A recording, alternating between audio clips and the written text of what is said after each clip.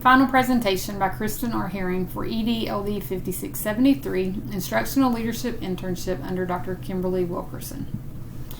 Activity 1 and PSEL alignment, 25 hours. Standard 7 of the Professional Standards for Educational Leaders holds administrators accountable for cultivating a PLC among the faculty and staff to increase student achievement and welfare, NPBEA 2015.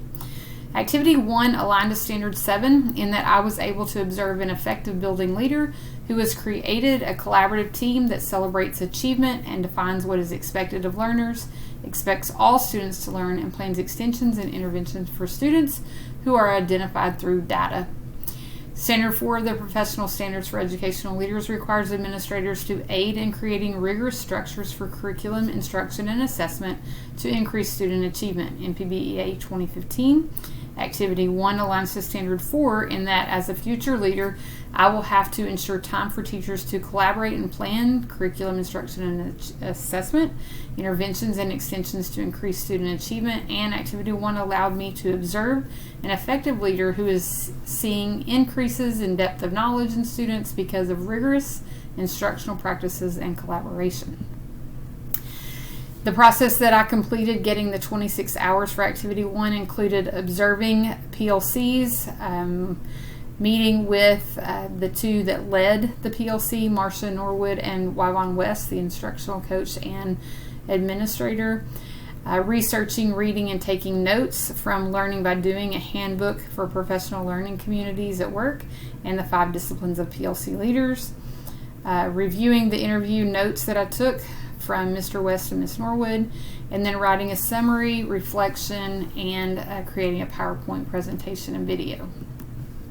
The knowledge that I gained through Activity 1: administrators have a big influence on the culture of the building and the culture of the collaborative PLC.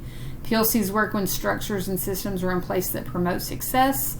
Collaboration shouldn't end just because the PLC meeting time ends. The team should have an established norms so that everyone in the room is on the same page and respectful of everyone. PLCs are evolving and require training of new members for success. PLC meetings help to hold everyone accountable for the student achievement. PLC influences achievement when data talks are used to improve curriculum, instruction, and assessment. Data talks help everyone to learn and understand the data. Faculty and staff may have assignments that they need to work on outside of the PLC and bring back next time. Parking lots are a great way to learn what the faculty needs, and PLCs should never be canceled.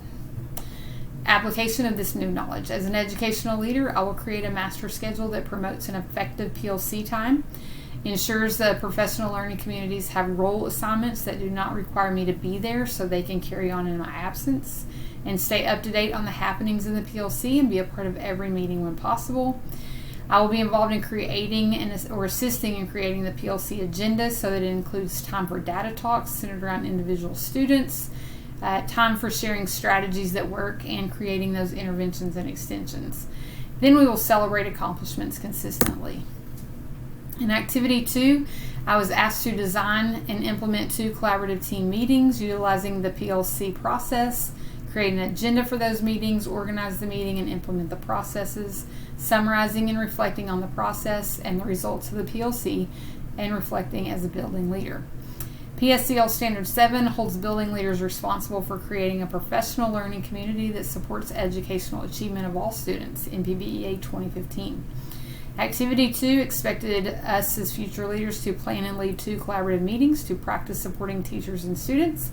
It had me reflect on the process in order to improve, and allowed me to lead in discussing the 4 essential questions of PLC and practice keeping the teachers on target with the agenda. PSEL Standard 6 holds building leaders accountable for growing all teachers' ability to increase achievement, NPBEA 2015. Activity 2 allowed me to lead discussions about the needs of teachers. The needs that the teachers had were added to a parking lot so that the administrator knew what needed to be addressed to develop the teachers and increase achievement. PSEL Standard 4 holds administrators accountable for creating structures and systems that increase student achievement through rigorous curriculum, teaching strategies, and assessment, NPBEA 2015. Activity 2 allowed me to practice leading curriculum, instruction, and assessment talks. and the need for increasing depth of knowledge, and I was able to engage in progress monitoring of the teachers and students. I did this with 32 hours, and in that I had a discussion and data talk with the instructional math coach. I planned 2 meetings, including the agenda, conducting research and data collection for the meetings. I participated in 5 other PLCs, both of those same days, and was able to participate in a collaboration with our instructional leadership class under Dr. Kimberly Wilkerson. After leading the PLC, I met with the math coach again just to follow up and discuss the results. Then I wrote a summary and reflection and PowerPoint and video. The knowledge that I gained from the completion of Activity 2. Professional learning communities should be a collaborative group that provides support to increase achievement. The 4-to-4, Ecker, Minnie, and Matos, 2007. Collaborative teams should focus on the 4 essential questions. What do we want our students to know or be able to do? How will we know if our students have learned it? How will we respond when some students do not learn? And how will we extend the learning for students who are already proficient? Rules, norms, and agendas are needed to keep everyone on track. Collaboration will continue outside of the regular team meeting. The majority of students does not mean all students, and our vision should be that all students achieve. Effective professional learning communities build an atmosphere of care among the faculty and staff and administration. Students who are mastering content should not be held back. Teachers should extend the learning, and collaboration can prevent teachers from feeling isolated. Application of new knowledge. As an educational leader, I will participate in creating the agenda for PLC meetings and stay informed by reading minutes from the meetings, talking to team members, and engaging in the meetings when possible. Following the current trends in the data collection will be necessary, and assisting in finding resources and professional development for those things that end up on the parking lot. Activity 3, we were asked to complete a comprehensive performance evaluation. It was a simulation of an evaluation using the Danielson teacher evaluation model with a faculty member that included a pre and post conference observation and collaborative reflection, and then the development of a professional growth plan. Then I created a reflective paper and discussed the evaluation of the faculty member, the processes for monitoring instructional practices, and the processes for providing assistance for needed growth. After that, I completed a summary and reflection on the processes of building a leader. PSEL Standard 7, Professional Community of Teachers and Staff, says building leaders are expected to create a supportive environment for the faculty and staff to ensure all students achieve and develop in PBEA 2015. This aligns to Activity 3 because it provided a practice opportunity for me to discuss with a teacher her responsibilities for helping the school reach the vision and see all students achieve. It also provided experience for me to support a teacher and learn how to build trust between a leader and a teacher.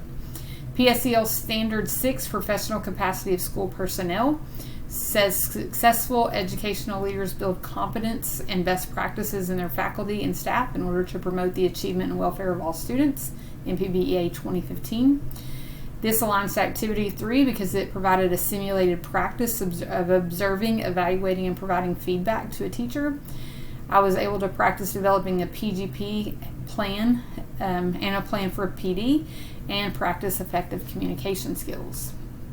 I did this by reviewing domains and professional growth plans and practicing scripting and scoring observations with fidelity. I watched videos relating to test components, discussed PGPs, the pre and post conference expectations with an assistant principal for practice. Attended the EASE training that PCSSD did.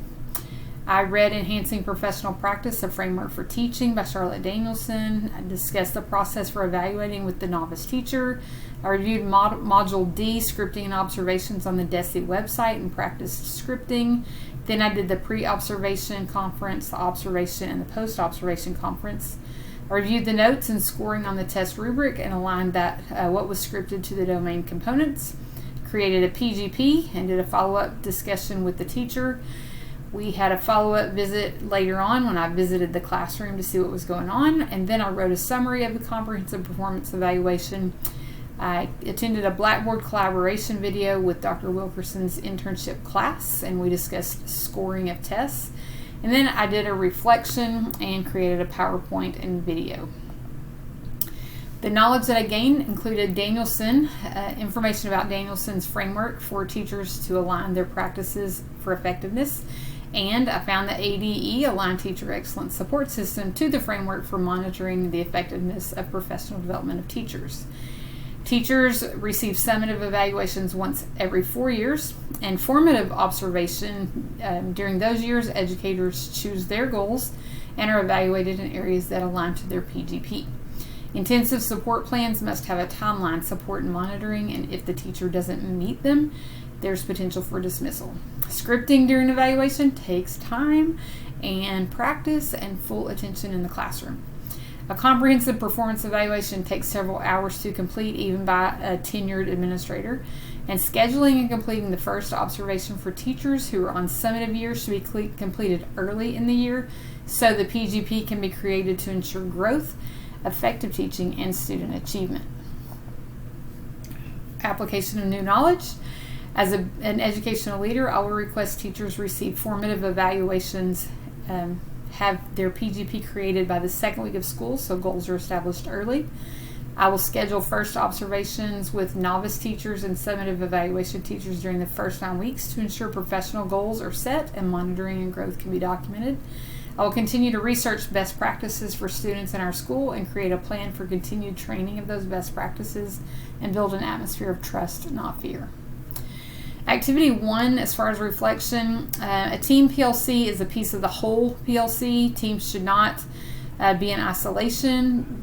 There should be a building of community where everyone is working towards the vision. Modeling is important for accountability, and it's important that I am an active member with high expectations, building a culture of collaboration and participating in the data talks, researching instructional strategies and resources, and then assisting in creating CFAs if possible.